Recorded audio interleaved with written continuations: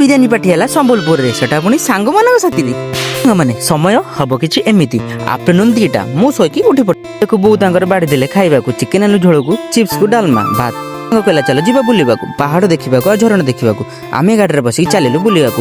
ଏଇ ଗାଁ ରାସ୍ତା ଦେଖି ମୋତେ ବହୁତ ଖୁସି ଲାଗିଲା। ସତରେ ଏଇଭଳି ଗାଁରେ ରହିବା ଭାରି ମଜା ଲାଗିବ। ଦେଖୁ ଦେଖୁ ଆସିକି ଆମେ ଛୋଟ ଗାଁରେ ଗୋଟେ ପହଞ୍ଚିଗଲୁ। ସେଠି ନା ନେଟୱାର୍କ ଥିଲା କିନ୍ତୁ ଗାଁର ଲୋକମାନେ ଭାରି ବଢ଼ିଆ ଥିଲେ। ଆମକୁ ଦେଖି ବହୁତ ସମ୍ମାନ ଦେଲେ। ବାକି କହିଲେ ରୁହ ବସ ଏଠି କଥା ହେଇକି ଯାଅ, ଆମକୁ ତ ଯିବାର ଅଛି ପାହାଡ଼ ଆଉ ଝରଣା ଦେଖିବାର ଅଛି। ବାକି ଆମେ ଚାଲିଲୁ ଝରଣା ଦେଖିବା ପାଇଁ।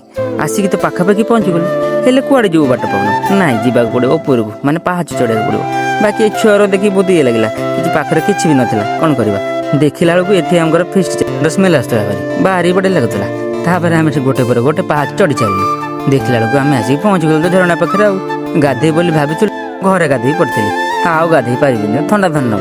ଦେଖିଲା ଏଇ ଯେଉଁ ଭିଉଟା ଦେଖିବାର ତ ଅଲଗା ପ୍ରକାର ପୁରା ଅଛି। ସତରେ ଭାରି ବଢ଼ିଆ ପାଣି ବହୁଛି, ଗାଧେଇବାକୁ ଭାରି ଇଚ୍ଛା ହେଉଛି। କିନ୍ତୁ କଣା ବୁଲୁ ବୁଲୁ ଦେଖିଲା ବେଳକୁ ସାଙ୍ଗମାନେ ବିରିୟାନୀ ପାର୍ଟି କରିବାରେ ସବୁ ଲାଗି ପଡ଼ିଛନ୍ତି। ବାକି ଆମର ରେଡ଼ି ହେଇଗଲା। ଆମେ ଥିଲୁ 7 ଜଣ, ଆଉ ବାଢ଼ି ପକେଇଲେ ପତ୍ରରେ। ଆମେ ଖାଇବାକୁ ଲାଗିଲୁ। ଖାଇକି ବ୍ଲଗ୍ଟିକୁ ଶେଷ କଲି। ରହିଲି ଆଉ ବ୍ଲଗ୍ ନେଇ ବହୁତ ଜଲ୍ଦି